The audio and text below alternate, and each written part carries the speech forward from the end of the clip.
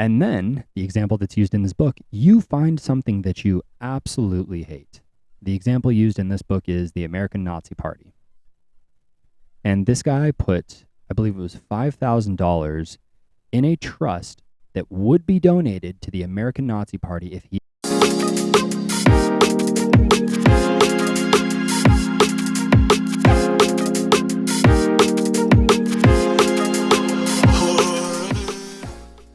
Good morning or evening, guys. This is Andrew with Pride. Today we're going to be talking about something that I get requested a lot. Obviously, New Year's is a big thing. It's when a lot of people start actually taking a chance on their goals and actually shooting for stuff.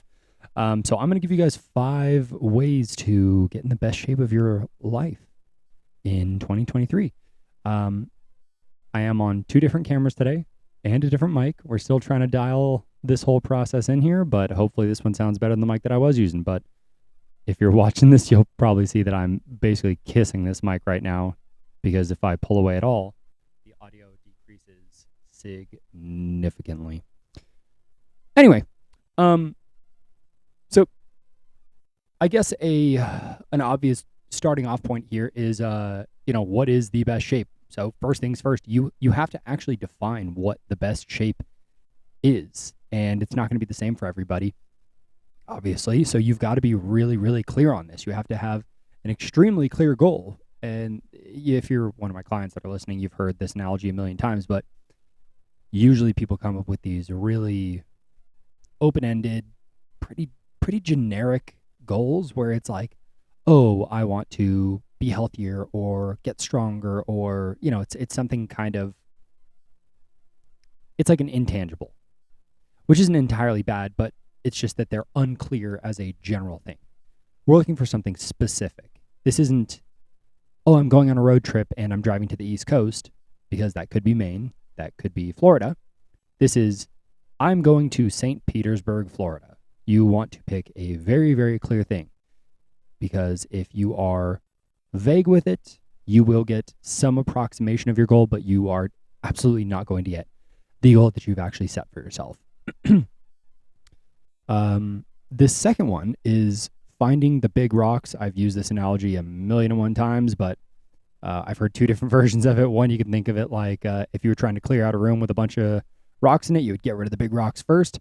The other one that I've heard is some college professor analogy where he's filling up a fish tank with rocks, puts a bunch of rocks in there, and obviously they take up the most space, but it is obviously not everything. There's still space in there. You can use that analogy whichever way is going to be best for you to understand this is you looking at the things that are going to make the biggest difference. Again, the big rocks, they're going to be different things for different people. There's going to be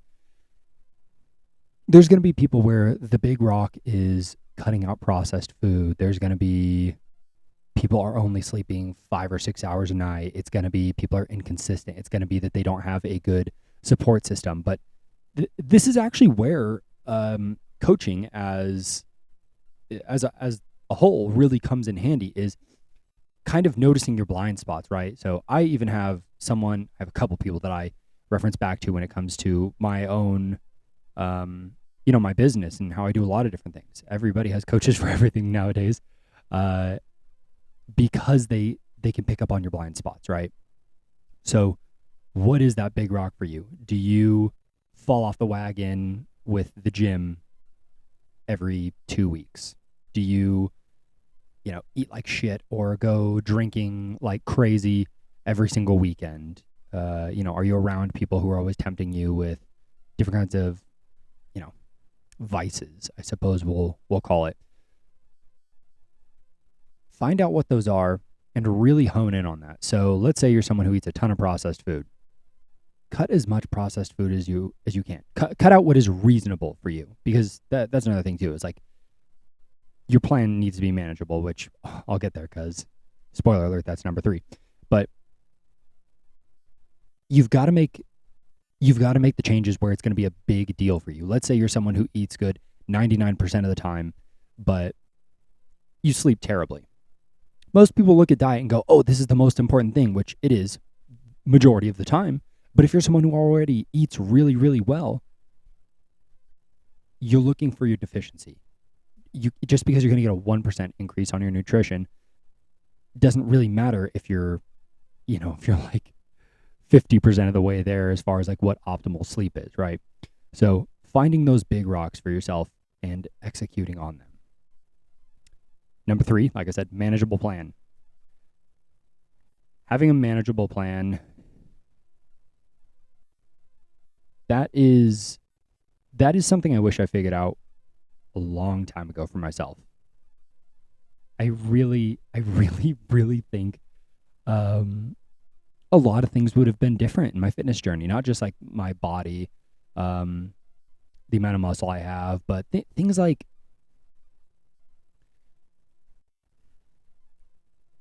how I actually moved and how I was setting goals. Because what I was doing a lot when I was younger, I have this clear memory of cooking this 6-egg omelet every single morning with an entire, you could buy these like pre-wrapped plastic, or wrapped in plastic, like slices of breakfast ham or whatever. And I would dice this thing up. I would cook a couple strips of bacon, some cheese, and I would put rice in it too. And then I would eat a banana with it. So this omelet plus the banana was like, God, dude, I don't even know. I think it was like upwards of 1,200 calories. Okay, this thing was just a bomb of food, and it got to the point where I was just disgusted by eggs. I could not eat them anymore.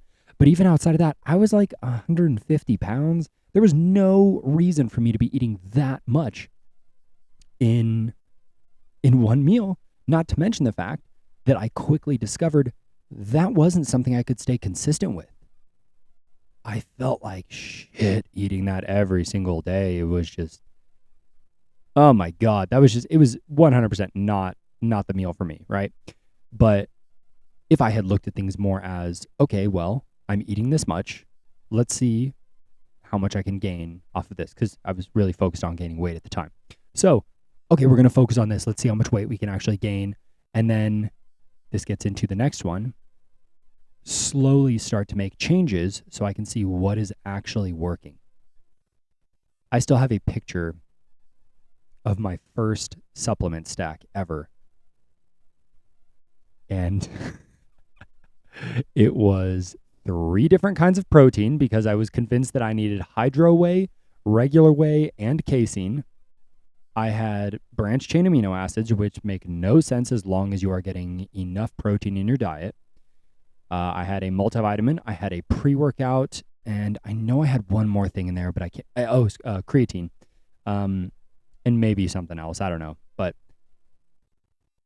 let's say I took all those things, which I did. I took every single one of those for an entire month. Right? That supplement stack was like, God, like $200 or $300, I think, maybe more. But let's say I got really good results, which I obviously did because I was a newbie and I had no idea what I was doing, but I was getting all kinds of newbie gains. What was the supplement in there that was actually helping me? Or were the supplements helping me at all? And because of this, number 4, be meticulous, I had no idea what was actually working for me. So I'm taking a couple $100 of supplements every month. Results are going okay. They could have been better. I just had no idea. But because of me not being meticulous in that, I didn't know what was working. I didn't know what was working. Maybe I could have gotten rid of 2 of the proteins and saved myself $100 a month. I could have. I definitely could have. But I didn't know that. So you set that plan for yourself. You be meticulous in the progress that you're actually tracking. And then you see what small changes you can actually make to yourself or make to your plan that are going to take you to that next level. Is that going to be getting to bed a little bit earlier? Is it going to be more water, more protein, higher quality foods, training harder, training differently, right? Because then you actually know what works for yourself. I wish that I understood this more when I very first started training. This final one, number 5, this is controversial. This is really, really controversial, actually. There's a book called The Blackmail Diet, like blackmailing yourself, not a black man, which I did have someone ask me. I was like, no, different kind of book. But it's called The Blackmail Diet. I still have it on my shelf behind me. And essentially what it is you find a way to blackmail yourself into getting the results that you want or need to get. So you might be thinking, Andrew, how do I do that? And I'm so glad you asked. What is a significant amount of money to you? Just think of whatever that number is. You know, maybe it's $100, maybe it's 500, maybe it's 5,000. Whatever a significant number of money is to you, you take that money and then you pick your goal. It has to be clear. It has to be measurable, such as I'm going to lose 10 pounds for the first 8 weeks of the year. So 2 months, I'm going to lose 10 pounds. Okay. Very, very manageable, by the way. And then the example that's used in this book, you find something that you absolutely hate. The example used in this book is the American Nazi Party. And this guy put, I believe it was $5,000 in a trust that would be donated to the American Nazi Party if he did not lose 70 pounds in 1 year. Obviously, or maybe not so obviously, because there's a lot of people who are still like, oh, I would still probably fail this. But he didn't, because he abhorred that possibility so much. I have used this with one client very successfully, one client kind of successfully in the sense that it gave him clarity around himself. And I'm currently using it for myself again, based around a government loan that I got that I want to get paid off. And it's not to the American Nazi Party, but I am basically financially blackmailing myself to get this paid off. Otherwise, it's going to cost me a lot more in the long run, right? I used this with one client who lost, just like the book, 70 pounds. I used this with another client who quickly realized that he just wasn't that dedicated. He hadn't found something that was important enough for him to actually do this. And in his case, I could sense the hesitation. I think it was like $50 or $100 with him, so I could tell that he was basically prepared to fail. Most people can afford to lose $50 to $100, which is why it's important to pick an outrageous amount. But because of that, the day that he, failed to hit that goal because of improperly blackmailing himself, not putting enough at stake, when it finally came to it, he actually sat down with me, gave me the money, and he said, I'm not actually motivated enough to do this yet, so I need to step away from this until things change. And I was just like, okay. But ask yourself this. What is a significant amount of money to you? Is it $500? Take that $500, and if you're not prepared to put it into a trust to go somewhere, talk to a friend and say, hey, here's this money, or talk to a financial advisor. Hey, here's this money. Here's what you have to do with it. And if it's enough money, I promise you, you will figure it out. You will hit that goal. In my case, this if I fail this goal, it's going to cost me $30,000. So you better believe that I'm going to figure it out, because I cannot afford to lose that much money. So it's got to be a big enough one. And as a couple fun little statistics for anyone who is listening to this, New Year's is the busiest time in the gym. That's not news to anybody. But it's not just the people who are signing new memberships. It's the people that have had a membership for years or maybe just several months and not done anything, right? They're just finally coming back. This is going to be released a couple days before New Year's. Stop waiting for some magical date that everybody else is waiting for. Go get in the gym. Go get started.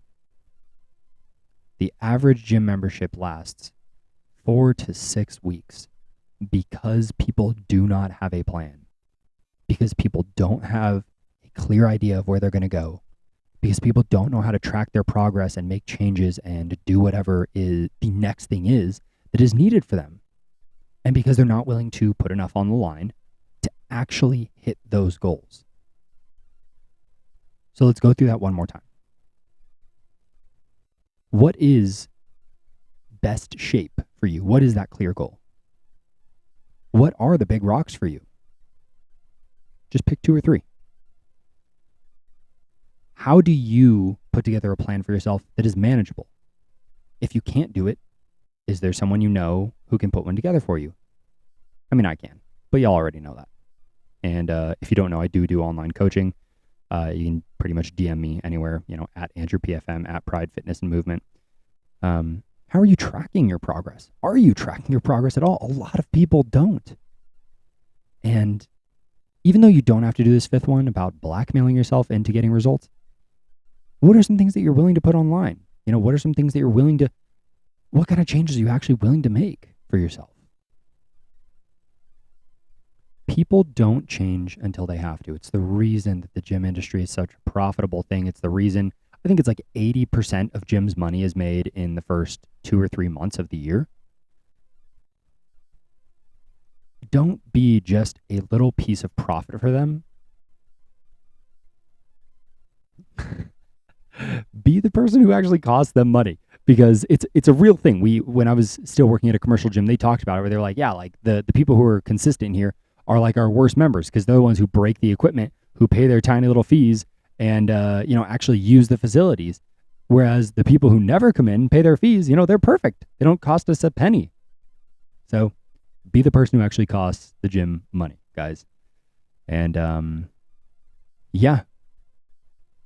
Make sure, guys, if you are listening right now, and it's going to say this right now on the outro too, but I'm telling you right now, because I just did my Spotify Wrapped. An insane amount of people who listen to this podcast are not subscribed. So if that is you, please subscribe to this. Please give me a 5-star review. If you don't know how to on Spotify, you just type in the name of the podcast, and it's like right up at the top. It's the same on Apple Podcasts, and I don't know how any of the other ones work. If you're watching this on YouTube, like this, share it to someone, whatever. It really, really does help, guys. And yeah, I guess with that being said, my name is Andrew with Pride, and we'll see y'all later.